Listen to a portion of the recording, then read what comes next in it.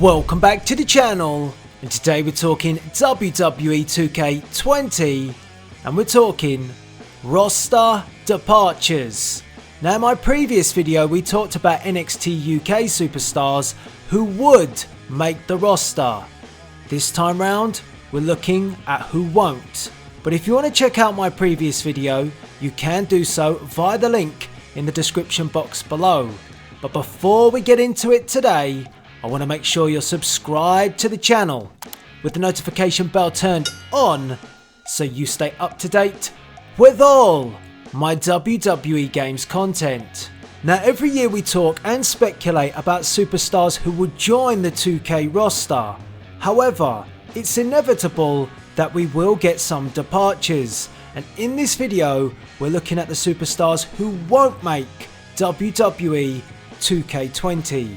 So let's get stuck in. Now in no particular order, but I think it's best to mention this one first, is the biggest departure which I consider for WWE 2K20, and that is Chris Jericho. Now Chris Jericho has been a loyal servant to WWE for many years, and he's been a part of WWE games for a long time. And Jericho has a tendency to go away from WWE and then come back, and it's always been fine. He's always been a part of the WWE games franchise. However, Jericho on January 8th 2019 did something he said he would never do. He signed for another US based organisation. Now Jericho has gone on record and explained the reasons why he signed with this company, and it was because the relationship between him and Vince McMahon became strained. He didn't feel like he was being valued like he used to, and the opportunity that he was offered with this other company was simply too good to turn down, and Chris Jericho signed with All Elite Wrestling. Oh, this one's a bizarre one. Not because he won't feature, but because it is Goldust. Now Goldust, much like Chris Jericho, has had a long history with WWE. He arrived, he left, he came back, he went away again, he came back. That's kind of how it played out. And it now appears that Goldust's contract has indeed expired, and the bizarre one is waiting out his 90-day non-compete clause.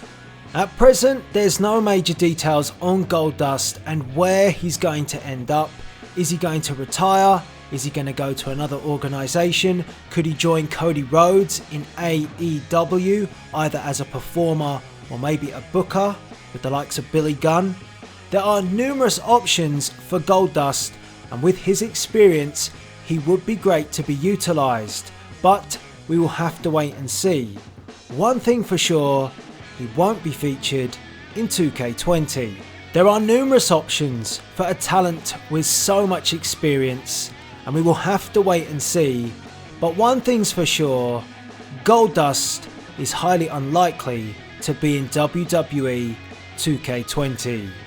The next one would seem unthinkable when we think about the success of Finn Balor, Kevin Owens, talent that signed with the company around the same time as this superstar, and that is Hideo Itami. And this isn't a curse of the NXT call-up. Hideo Itami only featured on the main roster a handful of times for 205 Live. Itami was expected to do great things when he signed with the WWE, like I've mentioned, to replicate Finn Balor, Kevin Owens, superstars that were around him. They have gone on to bigger and better things. But Itami's career in the WWE was riddled with injuries. Every time he came back to NXT, it felt like it was going to be his moment, and then bang, another injury cropped up. And it was on January 29th, Hideo Itami requested his release from WWE, and that release was granted. And get this, a 5-year run. I know, 5 years. It didn't feel that long, did it? But 5 years coming to an end, and a superstar with so much promise but it didn't amount to much. And now Hideo Itami is back out there on the independent scene. Now this is an interesting one, because I'm not entirely sure how true this one is. I have a sneaking suspicion that WWE are trying to pull the wool over all our eyes. And I'm talking about Dean Ambrose. The unhinged Dean Ambrose and his contract was due up for renewal, and Dean Ambrose chose to let it expire. He did not want to re-sign with the company, and it was mentioned that he had become disillusioned with the path of his character, so he wanted to go elsewhere. That was the initial story. However, normally in that instance, when a superstar chooses to not resign with WWE, they tend to be brushed under the carpet. But not Dean Ambrose. Dean Ambrose has been featured every single week on WWE TV. Yes, he's not picking up wins, but constantly WWE keeps celebrating the fact that Ambrose is leaving. These celebrations have led to every week on Raw being the last week that we will ever see the Shield together in the same ring. I've heard that every week now for a month, and I just believe that something is a bit fishy. So I'm not sure if it's true that Dean Ambrose and his contract is up and he will leave WWE, or are we just getting worked? But I'm leaving him on this list just in case.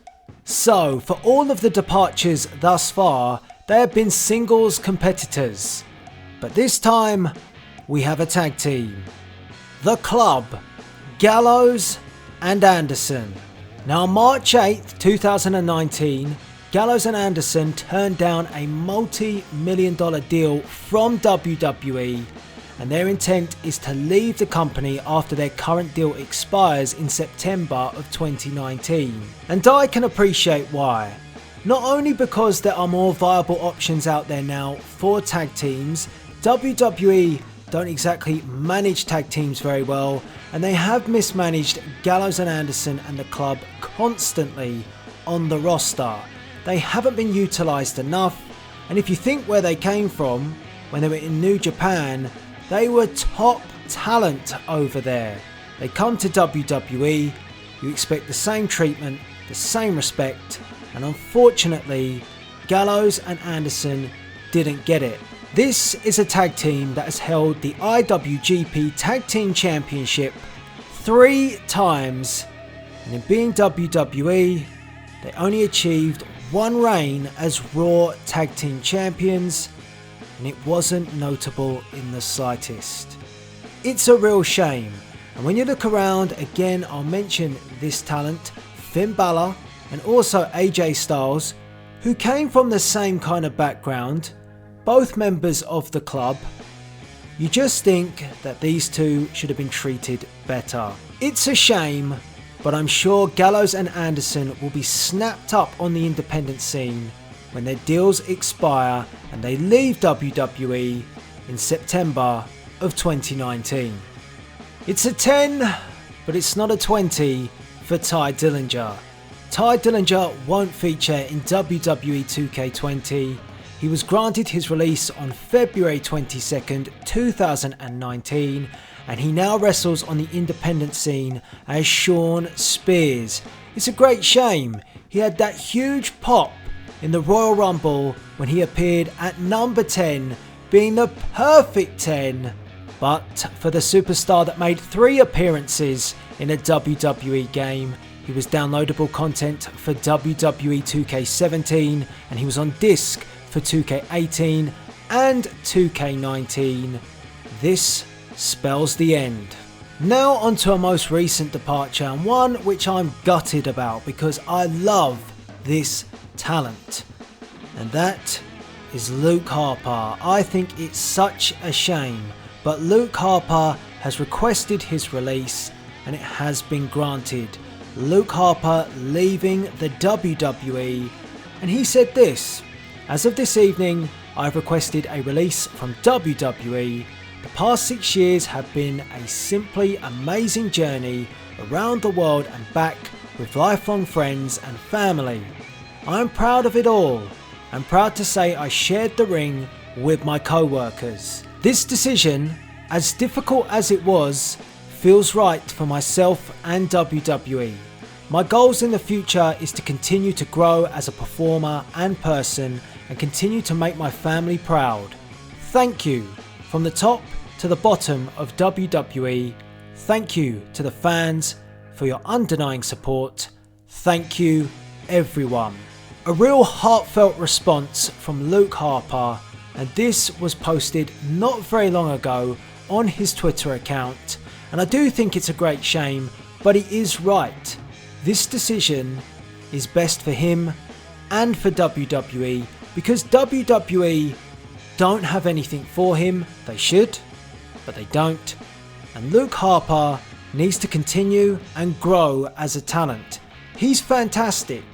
And I did just say it's best for both.